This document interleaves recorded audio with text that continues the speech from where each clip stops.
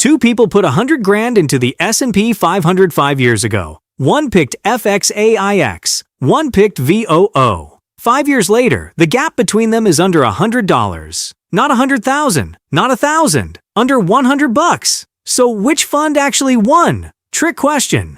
And the real difference between these two has almost nothing to do with returns.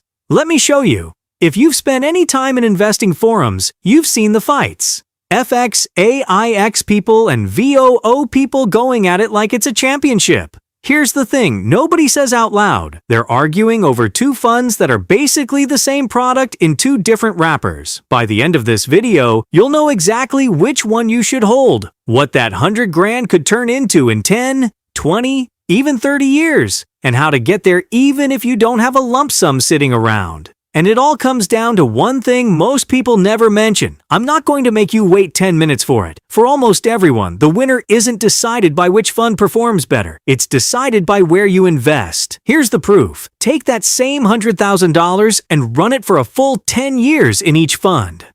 FXAIX lands around $397,000 to $398,000. VOO lands around $397,000 to $398,000. The difference over a decade, under $1,000 on money that nearly quadrupled. So if the outcome is basically a tie, what's actually left to decide? Two things, and the first one is going to surprise you because it makes these funds look like literal twins. Think of it like two cartons of eggs from the exact same farm. Different label on the box, same eggs inside. That's FXAIX and VOO. They both track the S&P 500, so they own the same 500 companies. And when I say the same, I mean it down to the order. The top 10 holdings in both funds are Nvidia, Apple, Microsoft, Amazon, Alphabet, Broadcom, Google, Meta, Tesla, and Berkshire Hathaway. Same companies, same order, in both funds.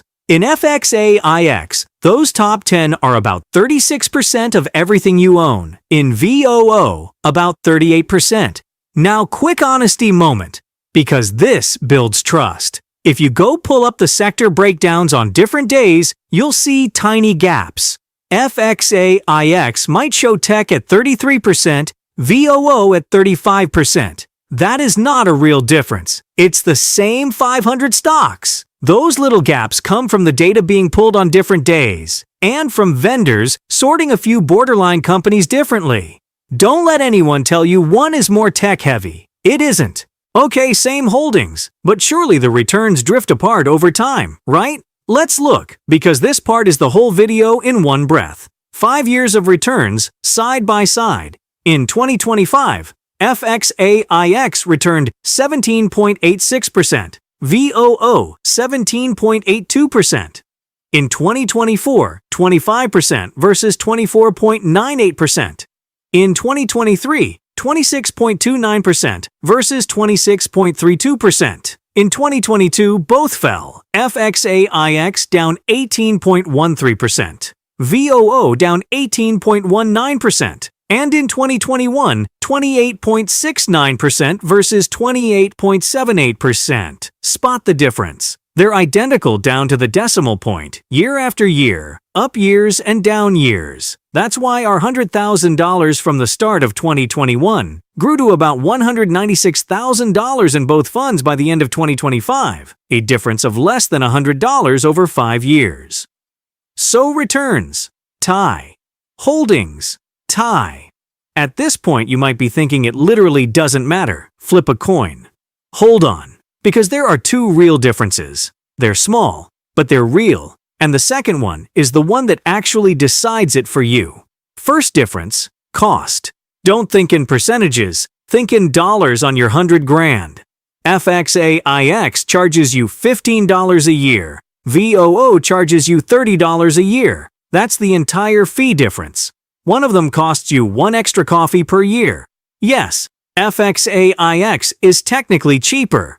But be honest about what $15 a year actually does to your wealth. Basically nothing. Remember that 10-year gap under $1,000? This is why. The fee is real. It's just not life-changing. So, if the fee barely matters, what's the difference that actually does? It's not about money at all. It's about how you buy them. This is the one that matters. FXAIX is a mutual fund. VOO is an ETF.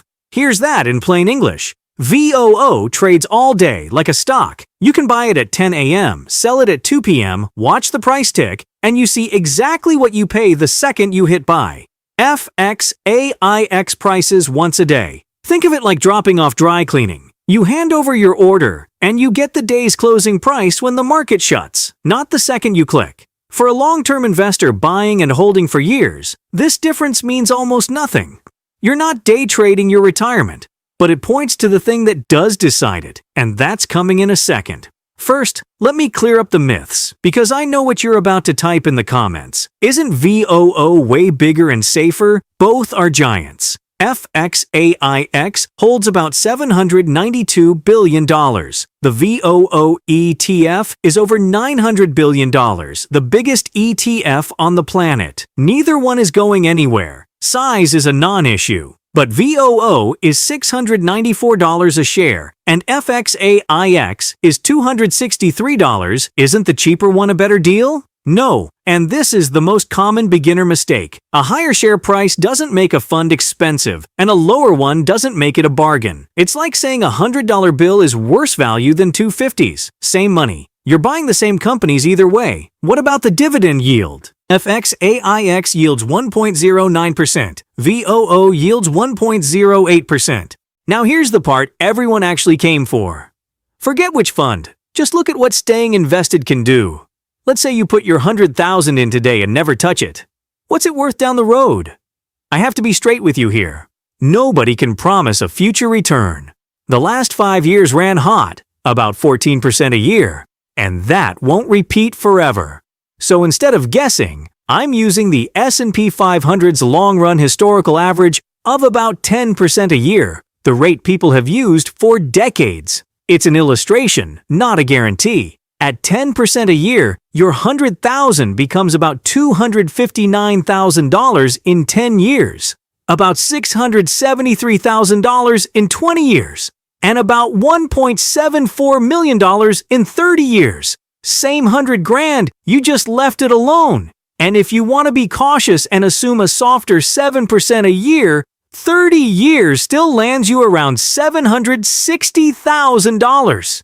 Either way, the lesson is the same. The magic isn't the fund, it's the time.